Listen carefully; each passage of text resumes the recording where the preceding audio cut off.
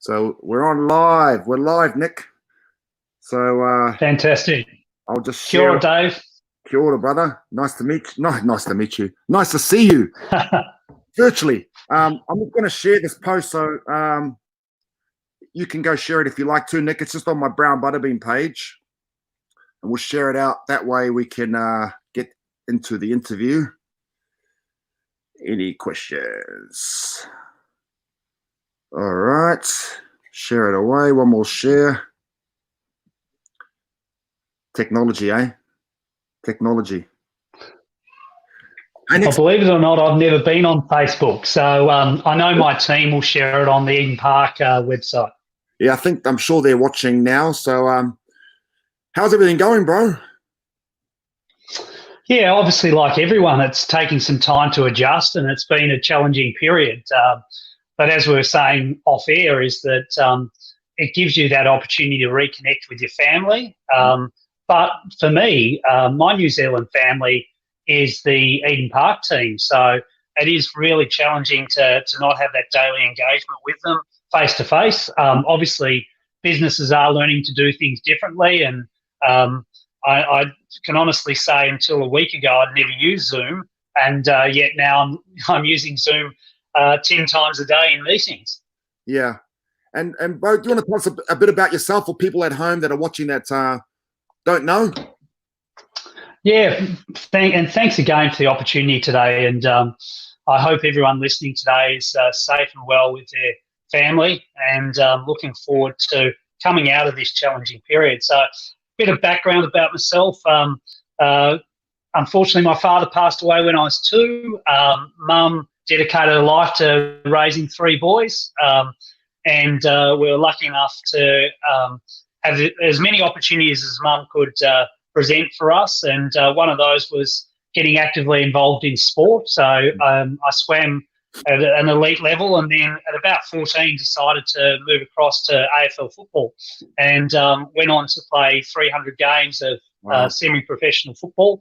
Yeah. But also during that time, it was a really challenging time, and it's probably now, when you reflect on it, it's where the AFL finds itself with trying to evaluate the revenue streams available and the professionalism of the competition. So I was at that stage where it was becoming professional. I had a great job. I'd done a couple of degrees at university, and I thought it was always going to be challenging to give up that role to go into and whether I would even have had a career at full-time professional. So I chose to keep on studying and working and playing against elite athletes. So in the Australian system, the AFL and VFL are aligned. So played AFL football whilst working at, it was then Telstra Dome, then Colonial Stadium and Etihad Stadium. Played and worked through about 13 years there. We were having 90 events a year, and I'd come in with a broken nose or a dislocated finger, and then be running events at the stadium. So when I started in the industry, it really was there wasn't a skill set in 2000 of stadium management, and I've just been so privileged to be able to get involved in this industry and deliver memorable moments for so many people. I honestly, I was looking over Instagram last night, and the number of people that were sharing the 2015 Cricket World Cup. It was just wonderful to see some of the most special moments in New Zealand's history of being at Eden Park. And I have to pinch myself to think that I'm the CEO of such a wonderful organisation and wonderful team. Awesome, man, and a really good CEO too. So, bro, I just want to talk just to the people at home that are watching as well. AFL, for an Aussie, for a Kiwi, we're rugby and we're league, and as a league player, I used to think, AFL, whatever. And then I had a training session doing AFL, at an Aussie rules training session. And man, it was one of the hardest things I've done. Just all I remember is just running. Because you guys run like a marathon in a game, is that right? Yeah, that's right. It's probably the on-ballers run almost a marathon. There's consistent sort of 18 kilometres a game. So it really is now an endurance sport. And I mean, it was something for me, and why I love actually seeing the programs that you do is that because I did have a full-time role, my competitive advantage was that I'm a non-drinker, and I sort of had this belief: if you believe, you will achieve. So I'll be doing push-ups at midnight because that would be the time that I could train, or going for runs pretty early in the morning. Yeah. Because you were going against full-time athletes and you didn't want to embarrass yourself. Yeah. And if you look at the skill set of an AFL player, you've got guys who are 5 foot and you've got guys who are close to 7 foot. They've all got to have the same skill set. So, and really, if you train, you can. I was short. I was a full forward, and 6'2" for a full forward is very short. But you could tailor your training to be able to customize it for the position. So, yeah, for me, I didn't like to do too much running. I just like to kick the goals and take the glory. So we met at a. You want to tell the people how we met, bro? Yeah, it was, and it does link into my football career. Is that coincidentally a guy that I played probably 5 or 8 years with in Australia's brother was living in New Zealand, and we reached out and connected. He was working in sports marketing and advertising, and it was just, again, one of those sliding door moments where I met with Chris, and then we got talking about his brother, and then he said that he was starting a number of groups, and one of those was in relation to helping men, and I think it is important that there are a lot of people out there that probably don't talk about their challenges, and so he invited me along just to be at a session and just hear the challenges that some young Kiwi men face. And I was just sitting there and I was thinking, Eden Park can help, and I can help with this group. And I just thought, irrespective of the challenges that I've faced in my life, it was zero compared to the people around the table. Probably for me, my wife always says you played in 7 premierships, you never lost. And then I sort of, my only loss in life was, unfortunately, I got made redundant in Melbourne about probably 8 or 9 years ago. And I actually see that as a really important time in my career. I know that I'm now a much better CEO as a result of going through that challenge and having empathy for staff and how you deal with staff when you do need to make staff redundant. And so I was, my circumstance was really poorly handled. So to be in a situation where now businesses are facing this challenge with COVID-19, I think I'm better prepared as a CEO and as a manager through that circumstance. So I shared my story with the guys, and I said, Eden Park is no better place for men, women, families, communities to come together. So we made the venue available, and I think we were walking out the room, Dave, on the first occasion. I said, you told your story, and I said, let's do something together.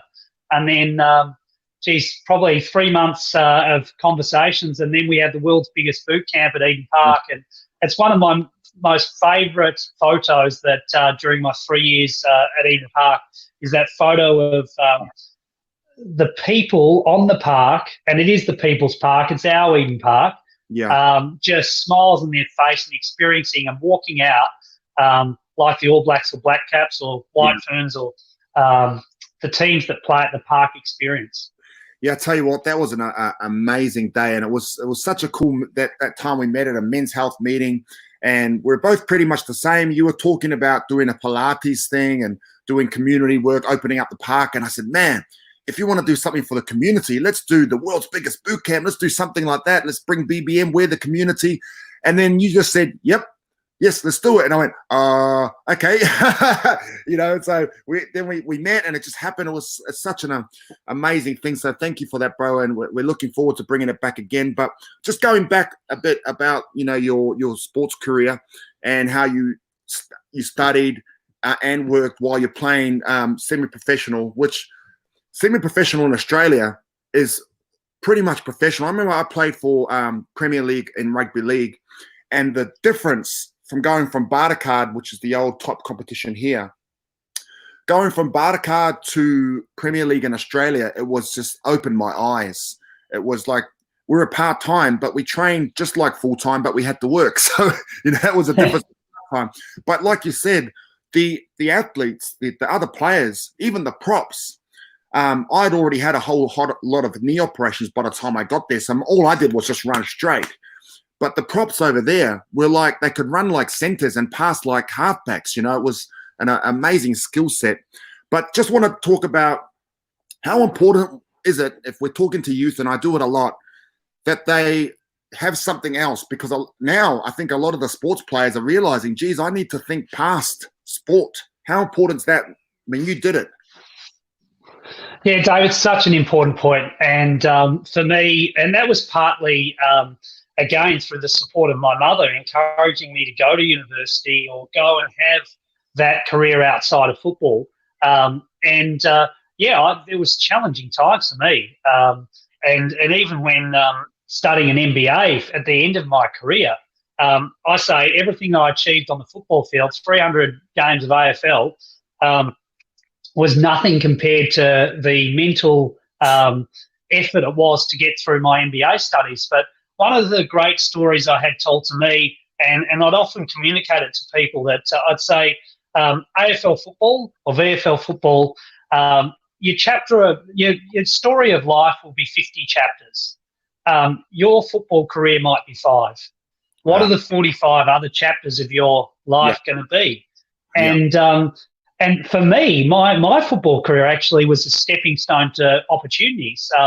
The great Ian Collins, the CEO in Australia that I was fortunate enough to work directly under for close to 13 years, just an outstanding sports administrator. But he was an AFL footballer. And so for Ian, he was so proud that I'd go along to meetings and he'd say, oh, there's Nick, he plays at Sandringham, he kicked 10 goals on the weekend, etc.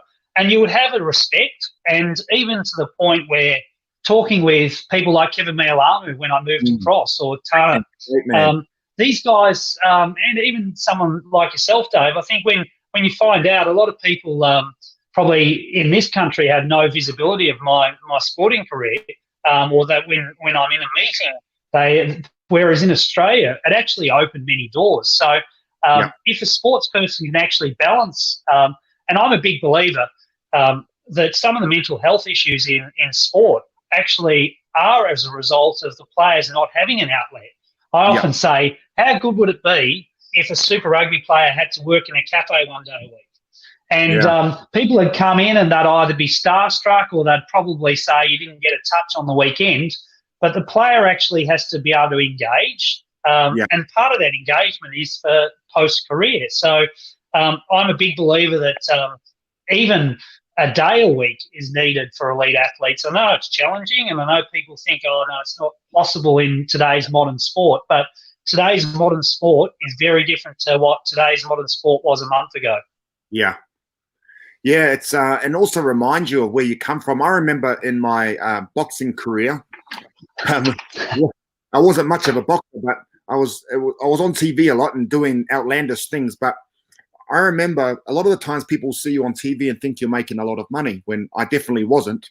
And I remember being a labourer. I was on a building site, and I won't say which building it was, but thank goodness it's still standing. But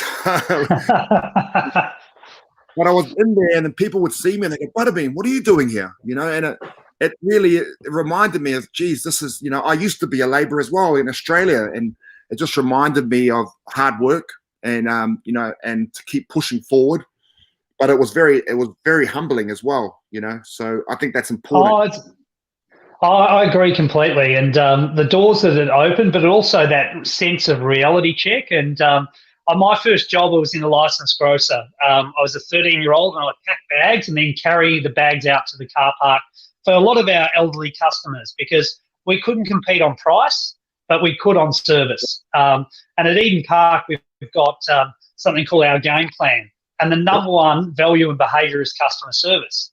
But irrespective of the experience, if people are given good customer service, if they're greeted with a smile, if you're pleasant to people, people are generally, and especially in New Zealand, people are kind.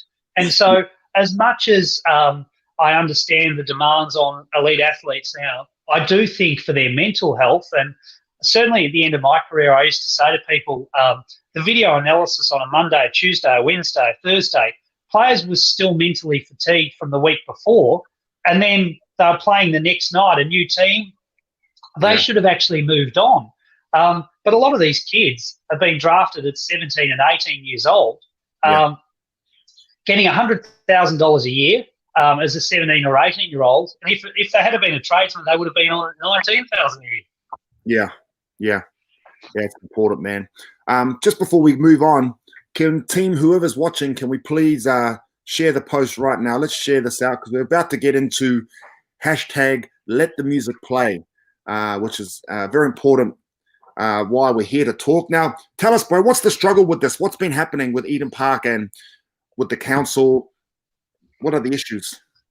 Yeah, so I suppose from my side, one of the things that we've been committed to for the last 3 years has been around our community. And our community includes whether it be our residents, our local schools, and also our local businesses. And we are a fringe district suburb with the CRL coming into Kingsland and Light Rail down Dominion Road. We are accessible, and the Rugby World Cup showed that, where there was the fan trail from the city to Eden Park. We are a really, really great community. And I have such pleasure. Last night I had a text from a resident saying, I've got our submission, Nick, where do I put it? And that's when I get back to that whole customer service piece. I don't think there's a person who was asked for my phone number that I haven't given to and said, I'll give them the time of day. And so over the last 3 years, we've built 1,400 members of our hood, and it's our neighbourhood supporters club. We've got 350 businesses, but also 12 schools. And so there's no question that Eden Park can do more for the community. We do things like the City Mission Christmas Appeal. We do the LifeWise Big Sleep Out.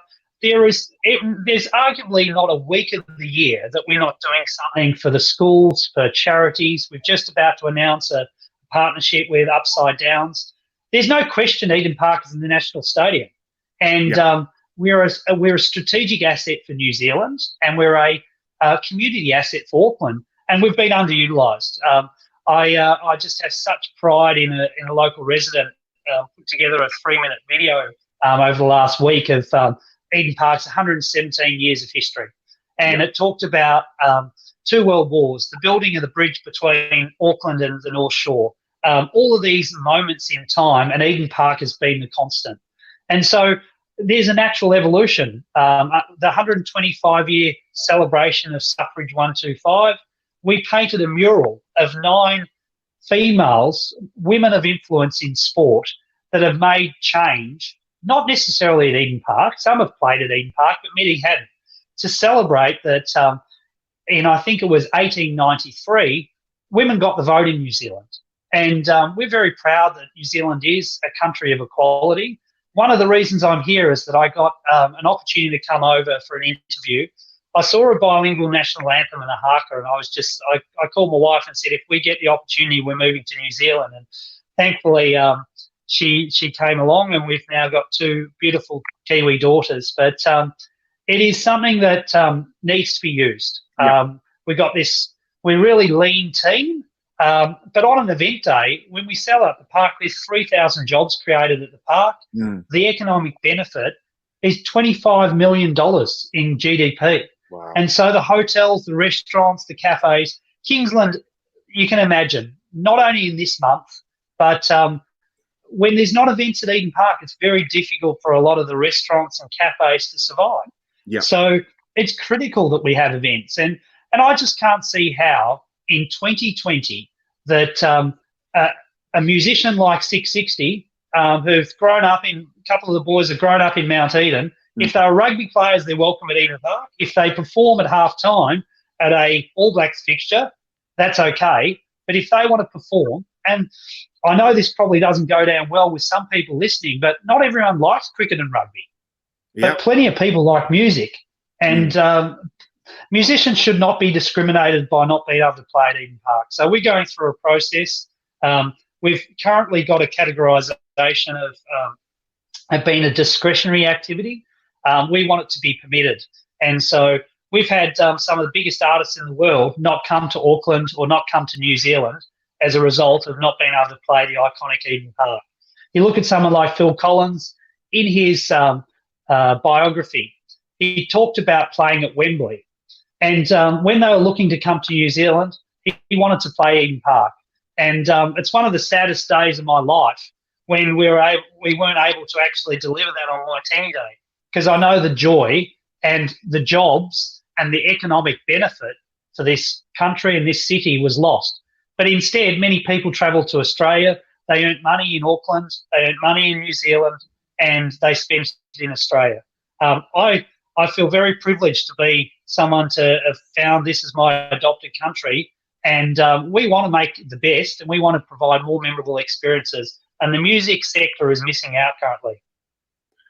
Hey, so how come, so what's, I mean, just from, it seems so simple for us, I just say, let's do it. But what's stopping, so what's the hold up? Is it people in the community, or is it politics? No. Yeah, Dave, no, not at all. We've got 97% support from the community, and that's one of the great challenges, is that historically people have perceived that Eden Park has not been loved by the locals. Eden Park is loved by the locals. We have one of the great things. I often go in on weekends, as you can imagine, and I take in my little 18-month-old. The number of people that tell me that their daughter or son has learned how to ride their bike in the car park. Right? They're those little moments that I remember, because it's not necessarily just the Grant Elliott 6 or the Richie McCaw holding up the cup. It's so much more than that. So what we really need is just everyone listening today, every one of the guys that come and experience your boot camps. It takes 2 minutes. All you need to do is go onto the council website, easier way is go to edenpark.co.nz, edenpark.co.nz. It takes 2 minutes to fill out a form. And that helps us generate 3,000 jobs. We're talking 6 concerts, a maximum per year. So we're looking at something like 12 hours of music a year. And that will deliver over 25 million economic benefit. But one of the things I look at, and I see things like the sad state of affairs in Manchester when we had the Manchester terrorist attack. A week later, Old Trafford was able to hold the Manchester One concert to bring the world together after that tragedy. Yeah. Now, we've had 2 tragedies in recent times that we were approached by musicians to be able to perform after the Christchurch terrorist attack, but also after the Australian fires. Now, we want to be able to help, and I sadly have to turn away and say we can't. Now, in 2020, in a country that prides itself on equality, we just can't allow this to continue. And if I thought we were doing anything wrong here, I'd put my hand up and I'd pack my bags and go back to Australia. But I know it's not the wrong thing. I know it's not the wrong thing to allow your boot camp on the field, because it motivates people. And music motivates people, sport motivates people. And we're in a position here where for too long a minority has actually worked against us. We got this great asset. The thing that I was talking recently to a councillor was actually around the actual asset, that if we were to ever knock over Eden Park, you're losing 117 years of history and tradition, but also the impact on the environment too can't be underestimated. So there's so many reasons why. The number of families in the area that have moved in the last 5, 10 or 15 years that say, our kids, we're so proud to walk to games, to experience the park.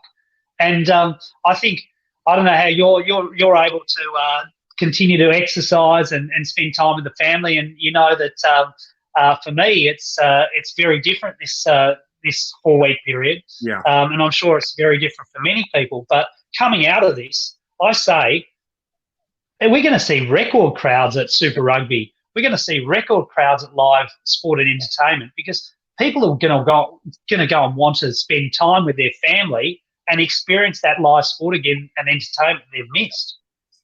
So, bro, we've got a question here. How many submissions do you need?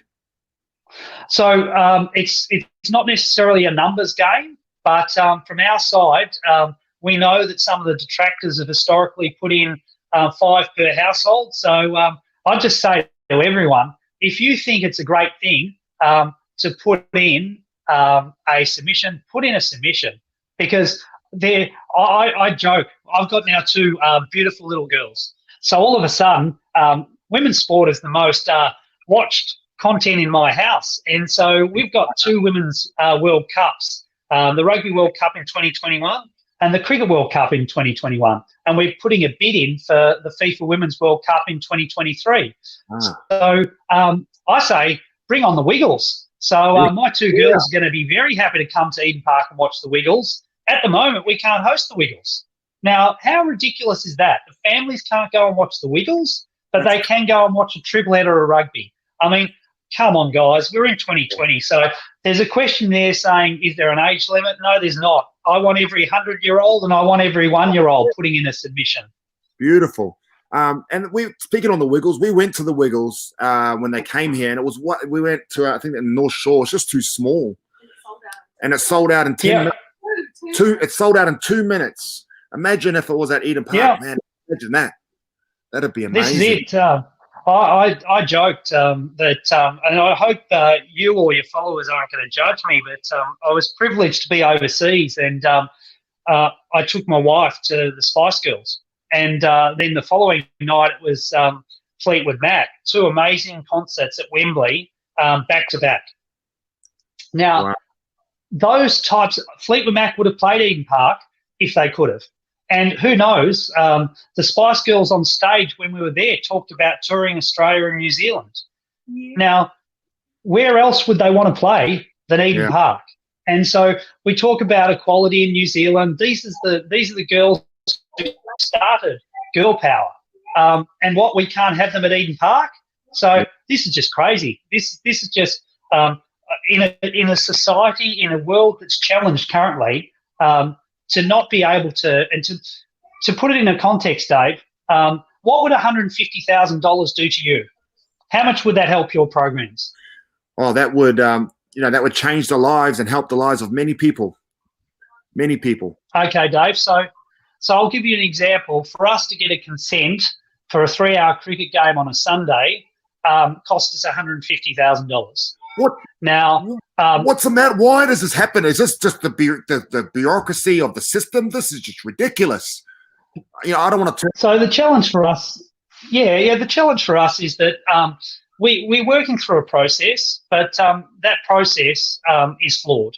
And as I say, for that cricket game, it was Indian Republic Day. Over 500 million people watched the game from India, and we had 21 submissions, I think the number was, against 5 from one household.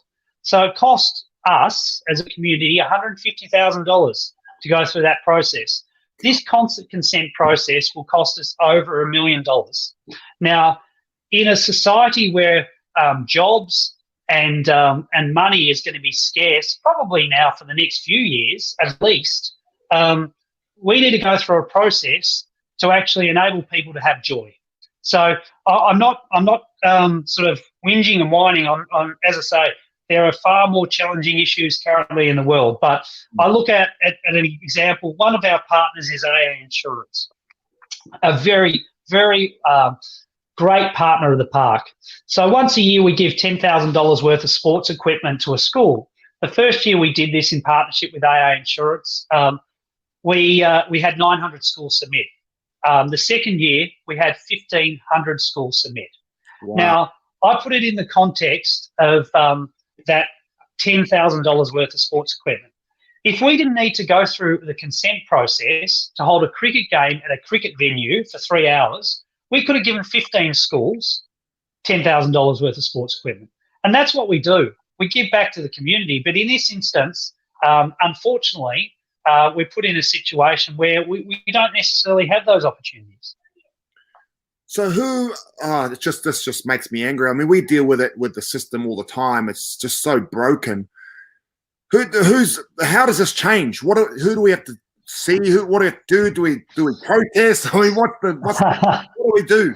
You know, we got a lot of BBM, so it's just crazy. Yeah, no, the most important thing, I think one of the things is people don't understand. They don't have the knowledge base. And so we are a community asset. And so one of the things I often say to people is that if they need a space, we've got plenty of function rooms. If they need an event centre, we're available. And we do community rates for utilisation because it's the right thing to do. But we also need to be able to make sure that we maintain the asset. And so to be able to have major events gives us the ability to give back to the community. Yeah. And so we are going through this process. I'm confident that the process and we will prevail because what we're looking to do is the right thing. And I'm sure that many people listening today wouldn't have been aware of our challenges. No. But also they're probably not aware of the opportunity too. And so even, Dave, to the point where I say, well, if we could save that money, how good would it be to say, okay, we can do every night a boot camp at Eden Park where the stairs are used. Now, that might cost $75 to get a security guard to be on. But at the moment, we can't do things like that because we just don't have the funds available. But if we were enabled, and I mentioned in Australia when I ran Etihad Stadium in Melbourne, we had 90 events a year. Eden Park currently has the ability to hold up to 25 night events. The reality is we hold about 10 night events a year, and 2 of those are sold out.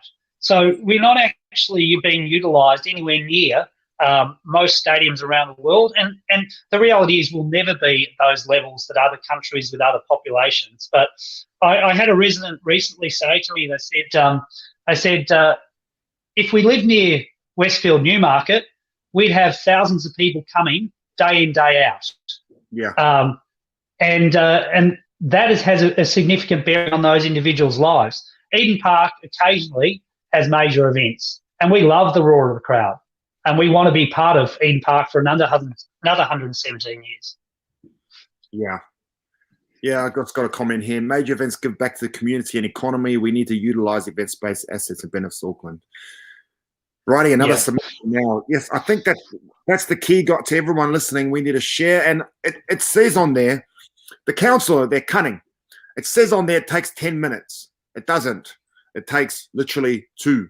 I did it yesterday. And when you see the 10 minutes, it can put you off. But trust me, it doesn't take you 10 minutes. It only takes literally... No, Dave, I say to people, if you know your name, your address and your email address, you're halfway there. And certainly from our side is that I'm just very thankful for the great whānau that I have at Eden Park, whether it be our kitchen staff, whether it be our catering staff, front of house, our security staff, our cleaning staff, and our full-time staff. We just have such a great team. We've got staff that have been there 30 years. Our historians had a 70-year association. And one of the hardest things for us during this period is that we've built a tour business where we do tours daily at 10 and 2 each day. And we're in a position where we've got retirees that run those tours. And I think our record was 1,000 people in 1 week coming on our tours to experience Eden Park. The number of international dignitaries that I've had the opportunity to host and coming to Eden Park, whether it be Indian politicians or British politicians, and they want to walk on the hallowed surface. The French come to Eden Park and they shed a tear walking on the field. So for us, to our tour business that has unfortunately needed to close during this period, tourism is a major revenue stream for us. We're implementing our rooftop tour and zip line. We've got our stadium glamping. We do our haka on the park. So there's a number of diversifications of utilisation. We now have up to 6 businesses using their corporate suite as an office during the week and then as a hospitality space on weekends. So strategically, we've been very nimble and agile to look at ways in which we can utilise this great asset of ours.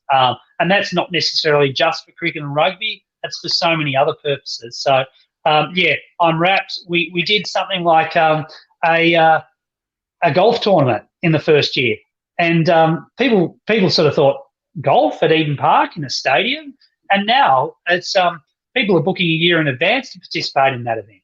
Yeah, I think it's amazing, and the feeling. Eden Park played a big role in my journey, because when I first moved back here in 2014, and Dave Higgins brought me back here when my life was a mess and I'd lost everything. And I went to the first ever NRL Nines at Eden Park, and I was just a drunken mess. My life was in shambles. Then fast forward 5 years to come back and do that world's biggest boot camp we did last year. When I walked out onto the pitch before everyone came in, I had a tear in my eye.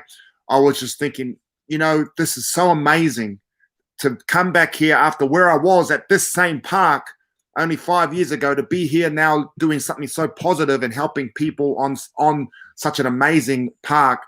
The world famous Eden Park. It was amazing, and we want to thank you for all the work that you're doing and in the community.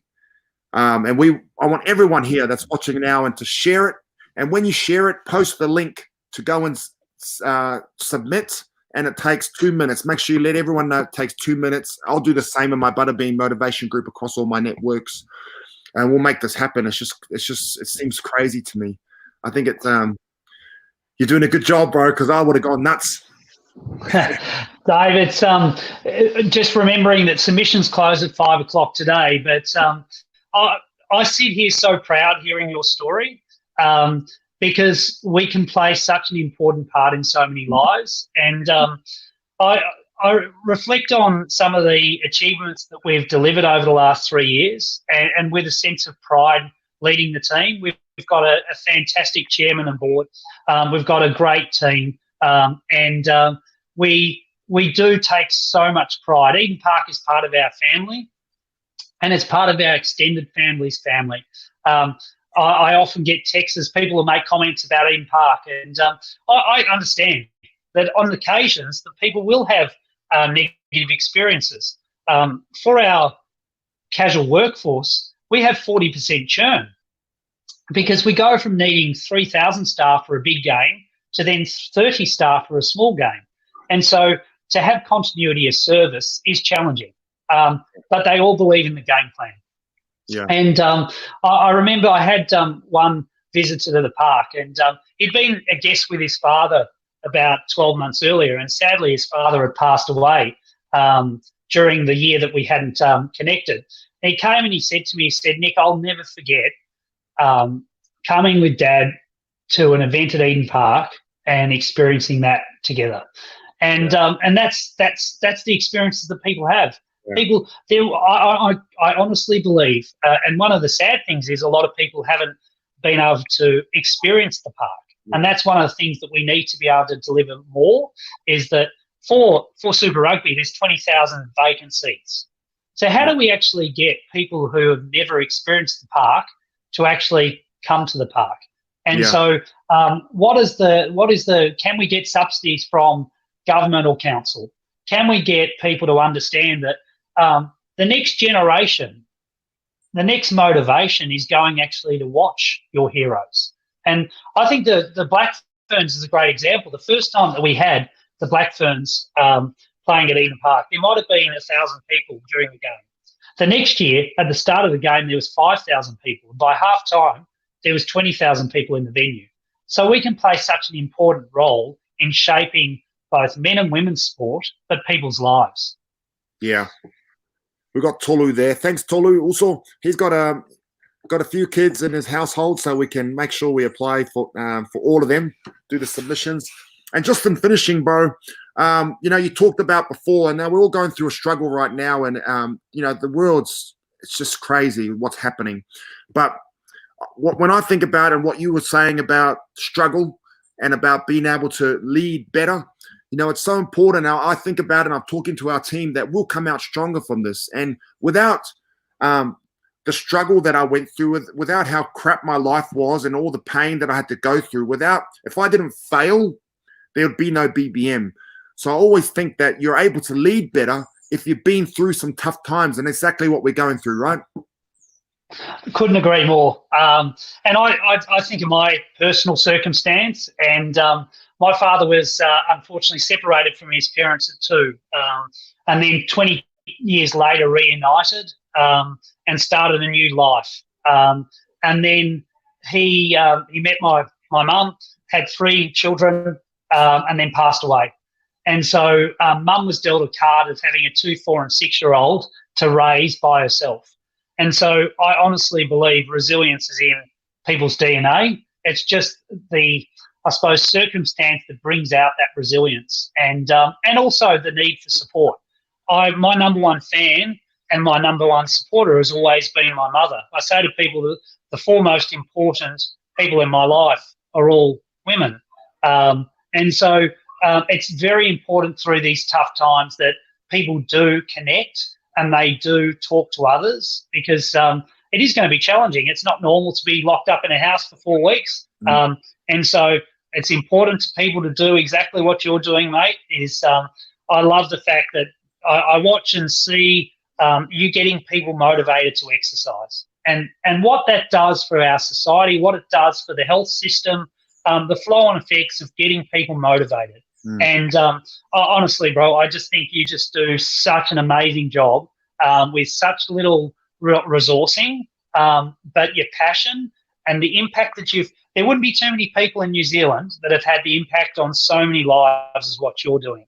And whether that be the children, the next generation that come and experience your boot camps and help their parents and grandparents, it is just sensational. And so you know that I'll always, as long as I'm CEO of Eden Park, you're going to be doing biggest boot camps at the park, and we hope that we can extend the relationship further. And everyone that participates in your programs, we want them to also come and experience the park. Yeah, no, thank you very much. We got this one last comment. It's a shame that our national stadium is so underutilized. It's a beautiful stadium and an asset which should be maximized. I've completed the submissions, which takes just 2 minutes. Support Eden Park and support the events industry. Great work, Nick. It's from Chrissy.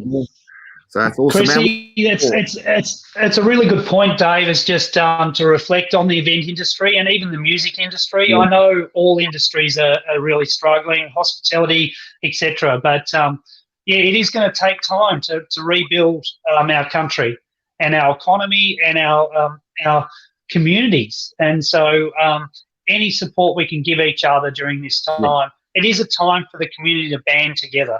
And this is a great example of what we can do as a community. Awesome, Nick. Hey, well, I've got to get ready for our From the Couch workout happening in 15 minutes on this channel, team. So thank you very much, Nick. God bless you, brother. And we'll get those submissions. Remember, you have to have them in before 5. So everyone watching right now, go and do it. It takes 2 minutes. So thanks very much, Nick. Always a pleasure. Thanks. Yeah. See you, team. Bye.